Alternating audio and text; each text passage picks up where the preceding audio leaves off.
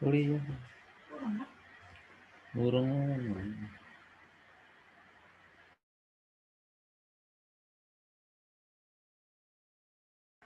Bismillahirrahmanirrahim. Assalamualaikum warahmatullahi wabarakatuh. Assalamualaikum warahmatullahi wabarakatuh. Ya, kita nunggu temannya yang lain untuk bisa segera masuk join. Jadi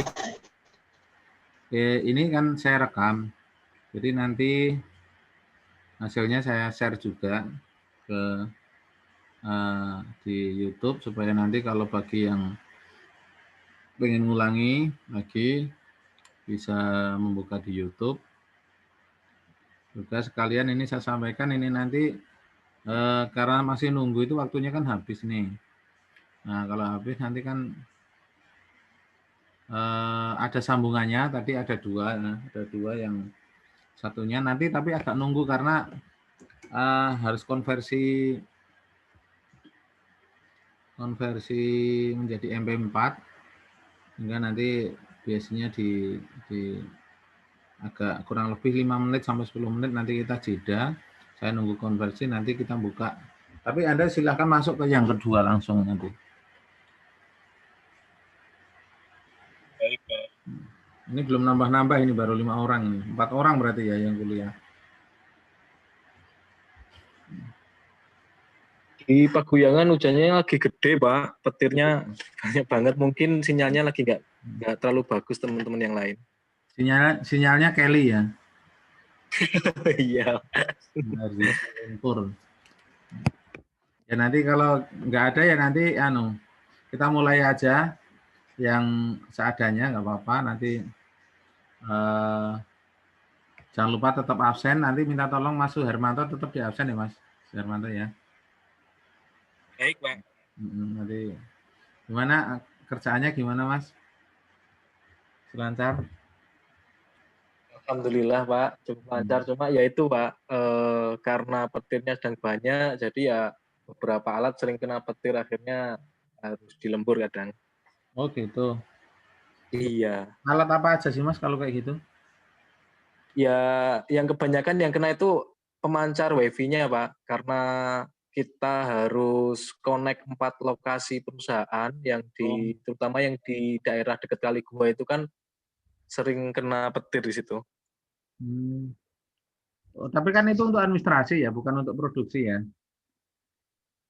Bukan, Pak. Bukan untuk produksi. Cuma akhirnya juga mengganggu ini, Pak, penjualan karena menurut manajemen kan harus menggunakan ini, Pak, harus menggunakan ketika bikin surat jalan itu kan harus menggunakan software yang dikelola perusahaan. Nah, ketika jaringannya mati itu juga mengganggu softwarenya itu, Pak. Nggak pakai jaringan yang lain kayak misalnya itu apa semacam tethering gitu nggak bisa? Ya, makanya sedang kami atasi dengan seperti itu. Cuma di atas itu yang di dekat Kali Gua itu kendalanya juga kalau Sinyal banyak ya? petir itu biasanya kan listrik mati, Pak. Nah, ketika listrik mati, sinyal operator juga nggak ada juga. Ya, panggil malaikat. Iya, makanya pakai penangkal petir sudah macam-macam yang dicoba, bahkan yang harganya cukup mahal juga, ya ternyata nggak bisa juga ngelawan alam kayak gitu. Hanya Kayaknya bisa malah berusaha kayaknya saja. kalau penangkal ilmiah nggak mau, kayaknya pakai dukun malah bisa itu.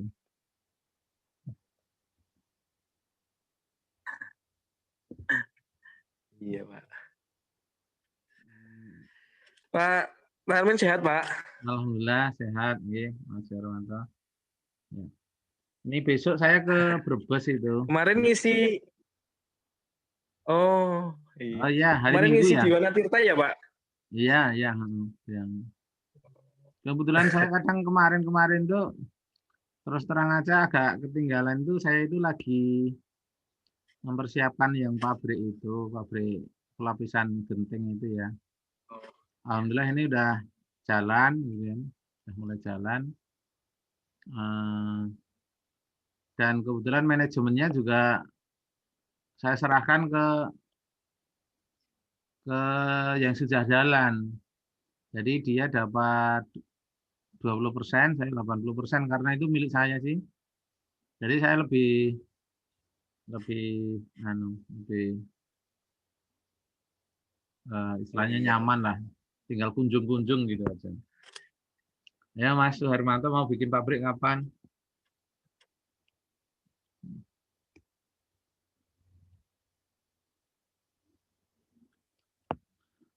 Oke, untuk mempersingkat waktu kayaknya pesertanya nggak tambah banyak tapi berkurang ini ya. Eh, saya mulai Gimana, aja Pak? ya. Oke, saya mulai ya, Iya, Mas, Mbak. baik, Pak.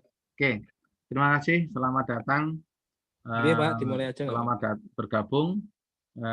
Nggak apa-apa, nggak semua. Nanti ini saya rekam, jadi nanti silahkan kalau yang tidak bisa online lewat Zoom ini nanti bisa lewat YouTube. Nah, nanti saya share tapi agak nyusul mungkin karena sebetulnya malam ini saya harusnya menyiapkan PPT atau PowerPoint yang harusnya besok saya presentasikan di Bapeli Bangda. Ya kebetulan saya masih dapat istilahnya nilai proyek yang ya kecil-kecilan dapat 50 juta. Ya artinya besok harus mempertanggungjawabkan dalam bentuk kajian. Kajian itu kurang lebih ya sama seperti ini, seperti yang saya ajarkan ini. Ada bab 1, bab 2, bab 3, hampir sama persis, hanya fokusnya beda sedikit dengan skripsi. Oke, untuk menyingkat waktu, kita mulai dengan sharing. Nah, ini mungkin sedikit agak pengulangan dengan sebelum kita UTS. Jadi kita nggak apa-apa karena kita sudah masuk ke sebetulnya lebih ke arah sudah praktek. Ini adalah teknik penulisan proposal yang bab 1. Ya, bab 1 itu adalah pendahuluan. Kemarin sebetulnya sudah kita sampaikan, tapi nggak apa-apa. Ini untuk memperdalam, untuk mengingat kembali, untuk mengendapkan, karena kita memang di sini apa jenengan nanti semua itu walaupun sudah selesai mungkin berapa 140 SKS pun kalau nggak menyelesaikan skripsi belum bisa lulus. Ya, belum bisa lulus. Jadi dalam konteks ini dalam tugas akhir kan S1. S1 itu kalau S1 itu adalah skripsi. Kenapa skripsi? Karena Anda sudah latihan menulis secara ilmiah dan di situ ada analisanya. Beda dengan apa? Benang yang model vokasi atau kayak D3, D4 itu tidak menggunakan semacam skripsi ini seperti tapi lebih ke arah tugas akhir yang dalam bentuk semacam laporan eh, kerja praktek, itu bisa. Jadi di situ hanya melaporkan, kalau ini sudah menganalisis. Makanya dalam skripsi itu di bab 3 dan bab 4 itu ada bab 3 itu salah satunya di bagian akhir adalah analisis data. Dan 4 itu adalah pembahasan. Karena dengan ini sifatnya sudah penelitian. Nah, jadi untuk skripsi itu tujuannya memberikan kemampuan kepada mahasiswa dalam penulisan ilmiah secara baik dan benar. Ketika Anda memiliki dasar-dasar yang kuat di sini, tentunya nanti seperti kemarin sebetulnya sudah sangat bagus Mas Suharmanto mendapatkan pendanaan seperti itu. Sayang sekali tidak dilanjutkan, sebenarnya itu kesempatan untuk unjuk gigi untuk juga mengenal yang lain dari universitas. Kan kemarin terakhir sudah pengumuman juara umumnya adalah UGM gitu ya. Juara umum UGM itu memang paling rutin gitu kan. Tapi nggak apa-apa, itu pengalaman. Yang kedua adalah tesis. Yang tesis itu adalah pengembangan ilmu pengetahuan secara mendalam. Jadi lebih sedikit mendalam. Nah, nanti kalau disertasi itu adalah membangun teori baru atau novelty. Nah, ini sudah saya sampaikan. Mungkin ini sedikit. Nah, ini sebuah kabar gembira buat teman-teman ya, buat teman-teman yang Universitas Peradaban ya. Alhamdulillah kemarin dapat pengumuman. Alhamdulillah kita masih mendapatkan dosennya, masih mendapatkan pendanaan. Ini Anda lihat kemarin dari, ini nggak semua ya, ini sebetulnya sudah untuk pendanaan tahun 2000 ini tapi dipending, tapi alhamdulillah muncul lagi. Itu saya mendapatkan, jadi di Universitas Peradaban itu hanya dapat 2, yang ini, satunya Ibu Aini, ya, Bu Aini, tapi alhamdulillah walaupun dengan kelompok sosial humaniora, saya mendapatkan itu, ya, bentar. Nah, ini saya mendapatkan lumayan. Ini 164.697 atau 165 juta. Nanti tahun kedua 221 juta. Jadi itu kebanggaan. Jadi nggak perlu minder misalnya gitu. Nah, kemarin juga saya sudah monef dengan dikti. Alhamdulillah insya Allah juga kita termasuk yang mendapatkan di antara yang lain yang tidak. Maksudnya di universitas-universitas yang setara gitu kan, yang lainnya enggak, yang kita dapat. Termasuk yang pendanaan kemarin juga muncul hanya 1, kita masih dapat 2. Kalau yang tipe itu, yang pengabdian. Kalau ini yang penelitian, alhamdulillah kita masih dapat 2. Kalau di unsur mungkin ada agak lumayan banyak yang tipe ini. Kalau enggak ada sekitar 5 lebih kalau di unsur itu. Tapi alhamdulillah kalau di yang perguruan tinggi lain kayak Unmus, Anda Sakti, itu kayaknya nggak ada. Anda silahkan cari sendiri, dosen ada di situ tapi nggak muncul. Itu kebanggaan tersendiri bahwa kita bisa bersaing. Artinya dosen-dosennya juga tidak kalah dengan yang lainnya. Maksudnya Anda memiliki dosen-dosen yang andal. Dan saya tahu sebetulnya Anda kalau mau, gitu, Anda kalau mau sebetulnya bisa juga. Yang sudah dibuktikan oleh Mas Hermanto dan timnya kemarin. Ya, itu. Nah, ini sekedar gambar gembira bahwa semua kesempatan itu sangat mungkin bisa diraih dan bisa dicapai, intinya kayak gitu. Nah, kalau Anda bisa seperti ini, kan Anda lihat aja ini, satu skim itu dapat segitu. Ya. Itu kalau Anda bagi per bulan itu juga tetap tinggi. Belum lagi kalau dapat skim-skim yang lain. Jadi kalau digabung dengan PPUD kemarin udah 300-an lebih. Hanya 400 dengan ini yang dengan Bapeli Bangda. Ya, Anda bisa hitung dibagi 12 misalnya per bulan berapa, ya bisa mensejahterakan. Sambil masih bisa punya kegiatan yang lain. Nah, oke. Ini sebenarnya sudah juga bahwa kalau S1 itu basis latar belakang masalahnya. Kalau yang tadi itu yang saya menang itu latar belakangnya adalah fenomena kebanyakan. Jadi kalau penelitian-penelitian kayak dikti itu yang lebih ke arah memang pemecahan masalah yang sifatnya fenomena. Nah, lapangan yang apalagi tren gitu kan. Nah, di S1 ini ada 2. Yang pertama adalah fenomena bisnis. Lapangan satunya adalah sebutnya riset gap.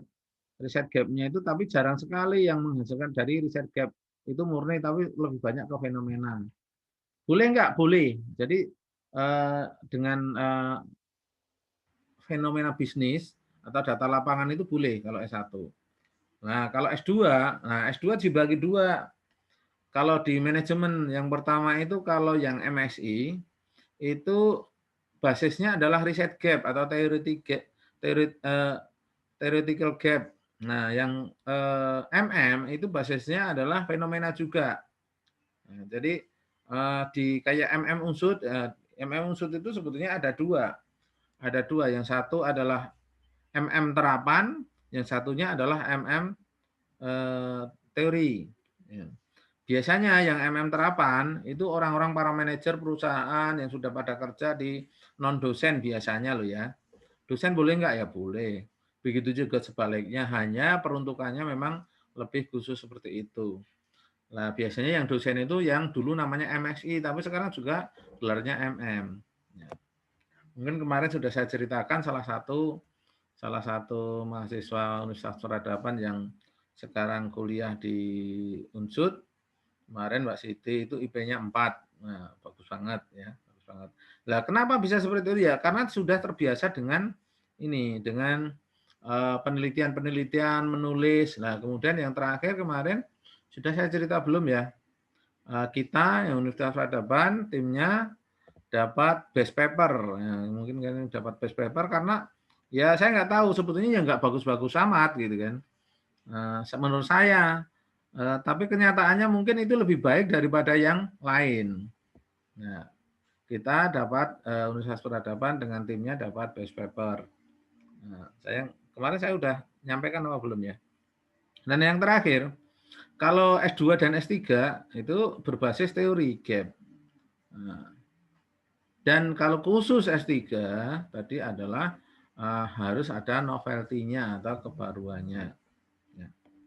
Nah, dari latar belakang ini akan dibawa suatu benang merah ke rumusan masalah.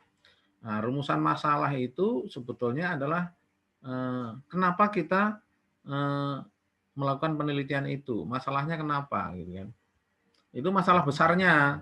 Dan nanti masalah yang lebih spesifik namanya rumusan masalah penelitian dalam bentuk pernyataan penelitian atau pertanyaan penelitian. Nah, itu yang lebih khusus. Jadi nanti runtutannya seperti itu. Bab 1 itu adalah pendahuluan, nanti 1.1 itu latar belakang masalah, 1.2 rumusan masalah, 1.3 adalah rumusan masalah penelitian, baru nanti 1.4 tujuan, manfaat, dan seterusnya. Itu cara menuliskan hierarkinya sepertinya umum seperti itu aja. Kecuali ada ketentuan-ketentuan khusus di mana nanti panduannya mengarahkan berbeda. Itu yang umum seperti itu. Ya. Ya. Nah, kemarin mungkin sudah kita sampaikan, kita pelajari bersama bahwa jenis penelitian ada dua dalam bidang manajemen. Yang pertama adalah penelitian aplikatif yang meneliti masalah fenomena kesenjangan di lapangan dan penelitian yang sifat fundamental atau dasar, yaitu yang mengkaji mengenai riset gap. Riset gap itu bagaimana sih? Jadi kesenjangan antara penelitian-penelitian sebelumnya. Ya. Dan itu memang bisa dikatakan lebih berat, kita harus rajin membaca. Jadi kalau bukan hanya katanya-katanya, tapi berdasarkan penelitian-penelitian sebelumnya. Jadi ada masalah apa dengan penelitian itu yang perlu kita lanjutkan. Bisa jadi kontradiktif antara peneliti satu dengan peneliti lainnya, itu berbeda. Wong penelitiannya sama, kok hasilnya beda lah. Pasti ada yang sesuatu di dalamnya di situ. Nah, biasanya kalau di manajemen itu dibangun namanya mediasi, variabel mediasi. Biasanya kayak gitu memberikan, karena mediasi itu akan menjelaskan kenapa seperti ini kita mengatakan seperti ini. Yang kedua, biasanya setelah media itu adalah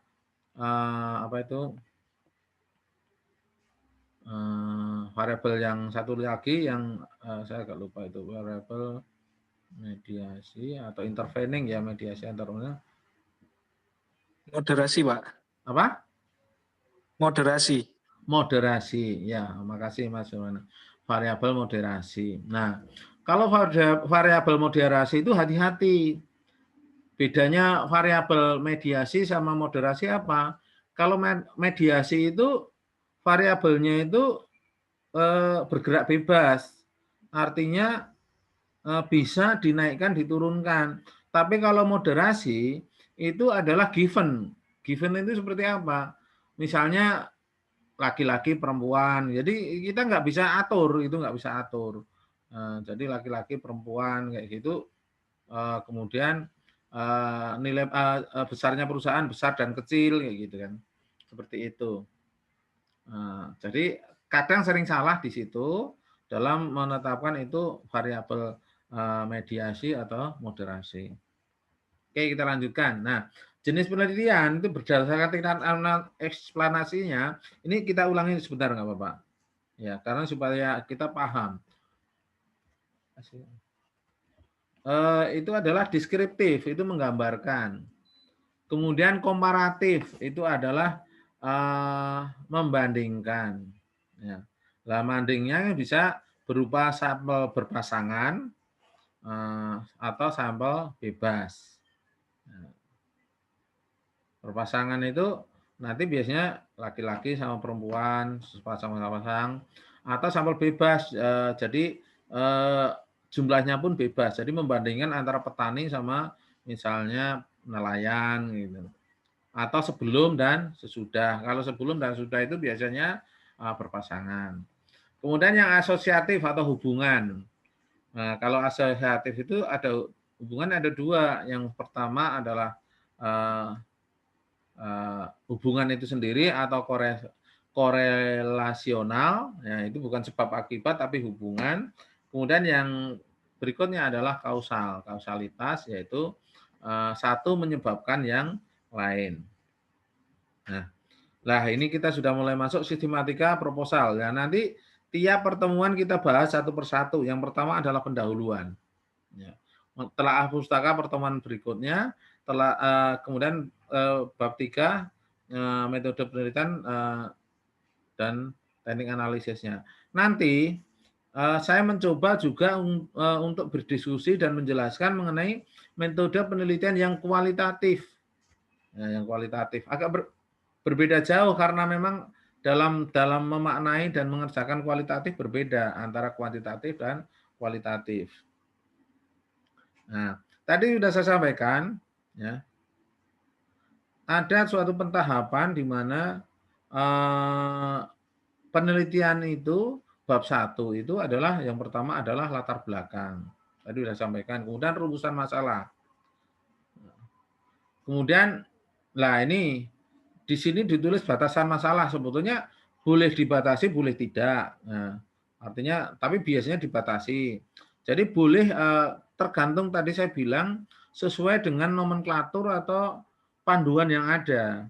Nah, rumusan masalah dan rumusan masalah penelitian, kalau sampai tidak ada bab tersendiri, maka digabung.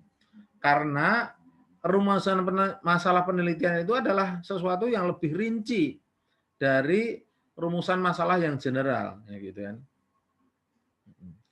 Jadi biasanya judul itu satu masalah, satu topik. Tapi kalau sudah mengarah ke suatu hipotesis nanti dibuatkan panduan di awal satu persatu untuk supaya bisa terarah. Jadi nanti pertama adalah rumusan masalah yang besar, nanti muncul pernyataan atau pertanyaan penelitian. Nah, maksudnya selanjutnya dilanjutkan dengan tujuan penelitian.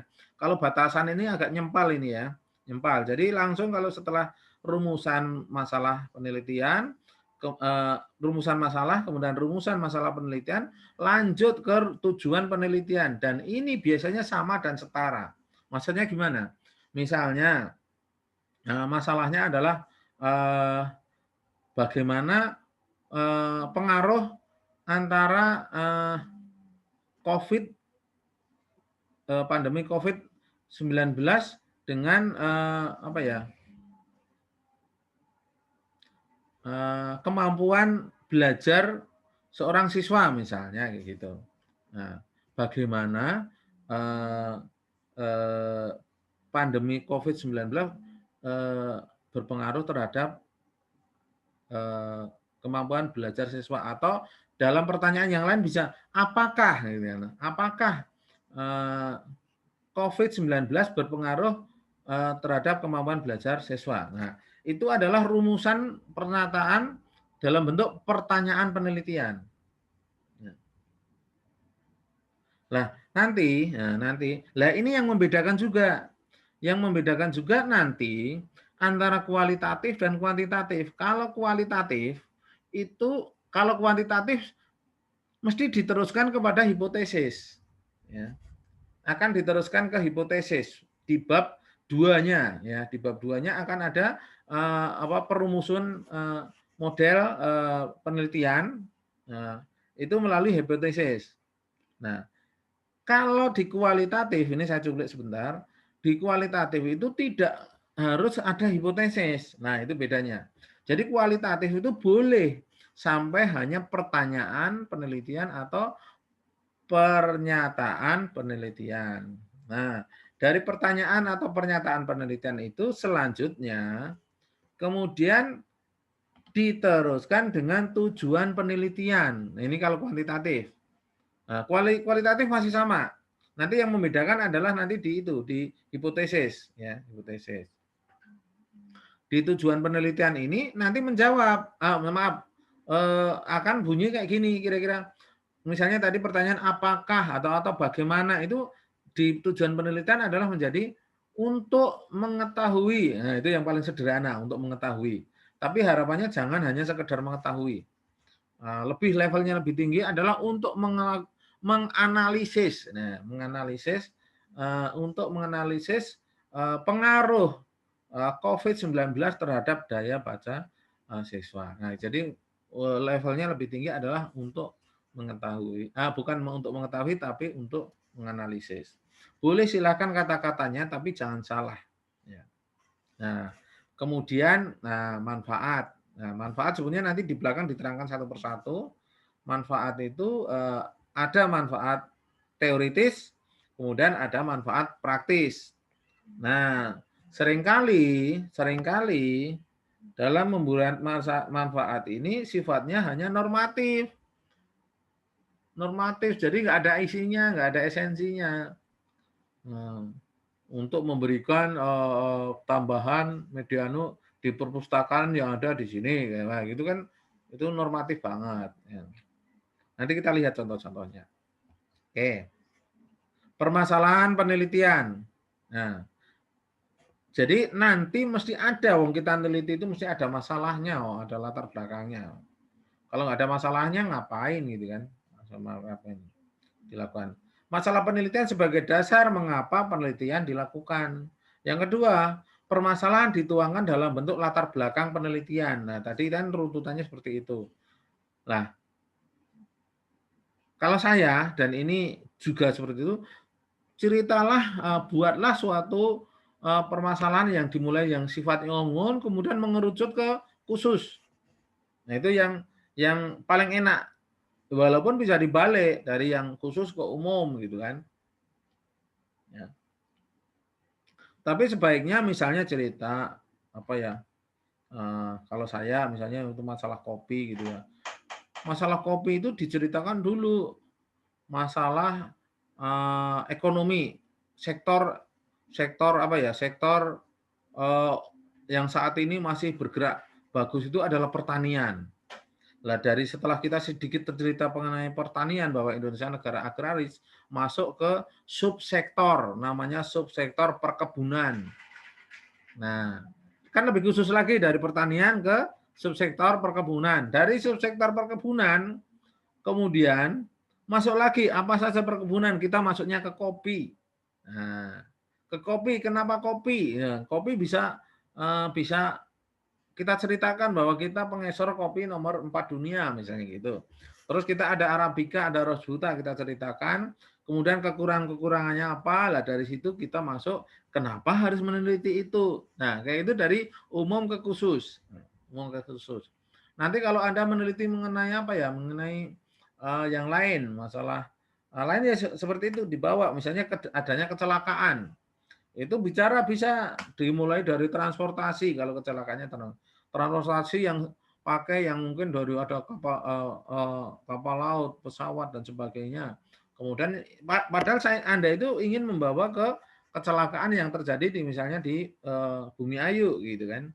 Nah, itu dibawa pelan terus. Nah, satu yang paling penting supaya kalimatnya enak, kalimat itu harus sambung menyambung. Jangan melompat-lompat. Setiap alinea dengan alinea yang lain pun sebetulnya ada hubungannya. Jadi selalu sebelum masuk ke itu kita keluar. Kemudian masuk lagi ke alinea berikutnya. Nah, contohnya mungkin secara sederhana. Nah, ini masih ada 10 menit lagi. 10 menit lagi.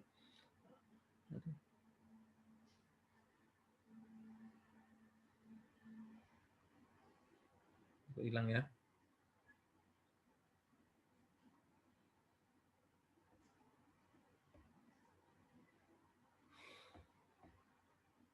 Dari situ kelihatan apa, Mas?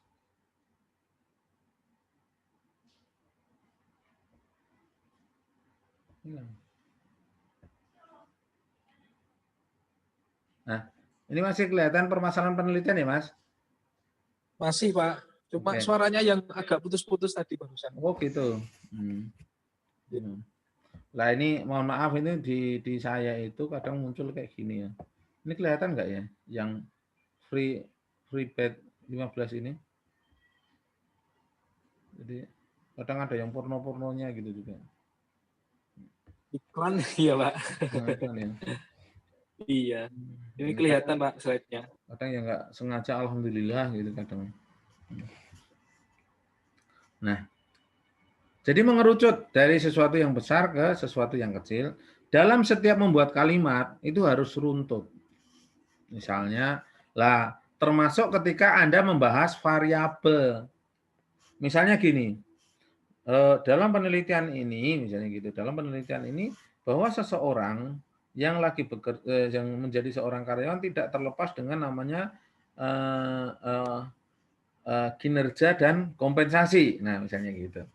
Nah, itu berhenti sudah. Ganti alinea itu maka terus bicaranya masih buka salah satu dari tim. Kinerja adalah gitu kan. Atau kinerja suatu perusahaan adalah sesuatu atau merupakan dan seterusnya. Nah, jadi nyambung walaupun ganti alinea itu nyambung. Jadi nggak putus. Itu cara membuat kalimat yang enak. Lah, saya itu sangat jarang ketemu mahasiswa yang bisa membuat itu secara runtut gitu kan. Lah nanti kan itu tadi baru bahas kinerja. Lah supaya masuk ke alinea berikutnya, maka setelah bicara kinerja seperti ini, Pak, seseorang karyawan setelah melakukan kinerja yang baik, maka dia berhak mendapatkan kompensasi, titik, berhenti. Nah, kompensasi berhenti kan. Nah, kemudian ganti alinea. Kompensasi adalah sesuatu dan seterusnya kayak gitu. Jadi masuk lagi itu enggak habis kompensasi, habis tadi bicara kompensasi Anda bicara mengenai apa ya? Ketidakpuasan, nah, misalnya gitu. Wah, jauh itu. Jadi sama aja ketika Anda membahas sesuatu, Anda masuk ke pekarangan orang, enggak tiba-tiba masuk dapur.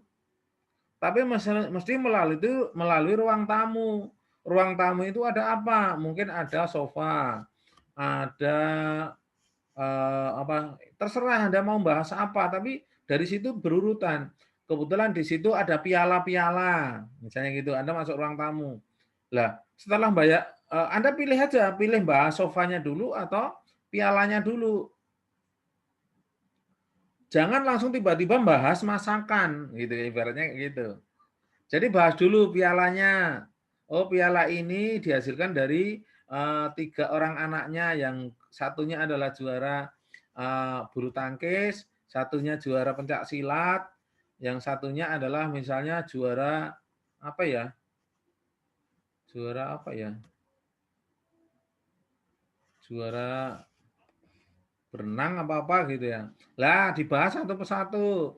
Yang juara, nah masuk ke alinea berikutnya, yang juara pencak silat itu latihannya sangat rajin dan sebagainya, dia adalah anak kedua misalnya gitu, diceritakan gitu, dibahas satu persatu. Nah,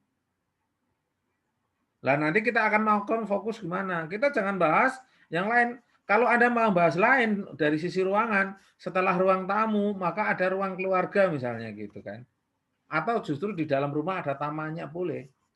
Jangan lompat-lompat. Itu cara nanti supaya smooth tulisan Anda, dan akan alangkah lebih baiknya ketika setiap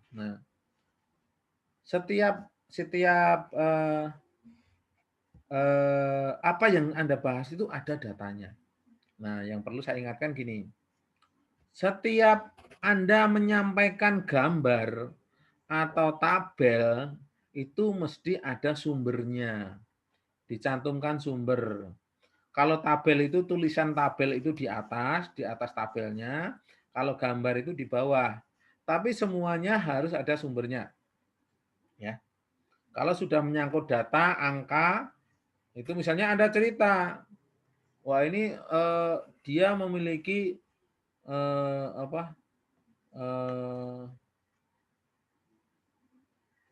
piala dari tahun sekian sampai tahun sekian. Nah, kalau sudah menyangkut itu mesti ada sumbernya. Ada sumbernya. Entah sumber itu dari internet atau dari literatur yang lain, entah literatur misalnya laporan penelitian yang tidak terpublikasikan, atau dari jurnal atau dari buku, atau dari langsung sumber observasi sendiri. Bisa nggak? Bisa. Jadi ini misalnya disusun untuk penelitian ini, ya gitu sumbernya seperti itu.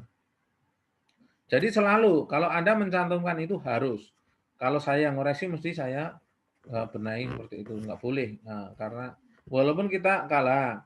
Kalau Anda misalnya saya dapat sumber itu dari memfoto sendiri, itu berarti namanya sumber data primer tahun berapa gitu kan. Itu caranya. Oke, itu ya. Itu di pendahuluan sama saya sudah mulai bahas sebagian di belakang. Nah, kemudian ini saya nggak perlu saya bahas bahwa hubungan antara ketepatan masalah dan pemecahannya, kan ini hanya logika berpikir saja. Nah, sumber permasalahan dalam penelitian, 3 menit masih. Sumber permasalahan dalam penelitian itu adalah bersumber dari kehidupan sehari-hari. Nah, saya sarankan, lah ini kan nanti jadi tugas. Anda nanti tugas penilaian setelah UTS-nya adalah membuat proposal. Jadi karena kualitas proposal sama outline itu hampir sama, nanti jadi justru sekalian proposal aja. Nah, masalahnya kenapa nanti? Tapi setidaknya Anda latihan. Jadi nanti Anda fokus, jangan usah ganti-ganti. Kalau Anda yang konsentrasi SDM juga segera masuk ke SDM. Ini sekaligus jadi nanti keluar dari mata kuliah saya itu sudah siap mengajukan proposal ke dosen pembimbing. Jadi nggak akan repot-repot. Jadi sekarang udah mulai mencari variabel-variabel yang akan Anda pakai. Termasuk kalau Anda mau pakai baru middle rank teorinya, apa itu middle rank teori, nggak usah saya terangkan di sini. Artinya kita membuat suatu variabel teori-teori yang teori tengah gitu ya. Yang pertama mesti nanti kebanyakan kan kita pakai tetap riset gap tapi ya sederhana. Nah, ada beberapa dosen yang ngomongnya itu harus baru. Nah, dia berarti belum memahami apa itu variabel baru. Ya. Karena biasanya dia belum S3 itu nggak paham itu. Taunya ya hanya dari S1-nya. Jadi kalau sudah variabel baru, nanti Anda tidak harus membuat suatu model penelitian berbentuk empiris maupun teoritis. Anda cukup uji misalnya analisis faktor, itu sudah bagus untuk S1. Dan saya belum pernah menjumpai ya, yang Universitas Peradaban itu analisis faktor. Itu belum pernah ada. Exploratory EVA atau exploratory faktor analisis belum pernah ada. Nah, saya harapannya mungkin di sini malah Mas siapa walaupun pernah kerja masuk ke situ. Lewat EVA atau CFA, confirmatory faktor analisis. Itu keren banget nanti ya. Kalau mau seperti itu. Jadi saya berharap ada setiap angkatan itu ada berpikir berbeda. Tidak semuanya itu saja gitu kan. Nah, karena kalau itu saja ya kita kesannya itu hanya copy paste gitu kan. Ada beberapa mahasiswa saya terus terang ya ada beberapa yang memang berani kualitatif, pakai metode-metode yang lain, ada yang pakai AHP, Analytical Hierarchy Process, ada yang QSPM, kuantitatif Strategic Planning Metric, dan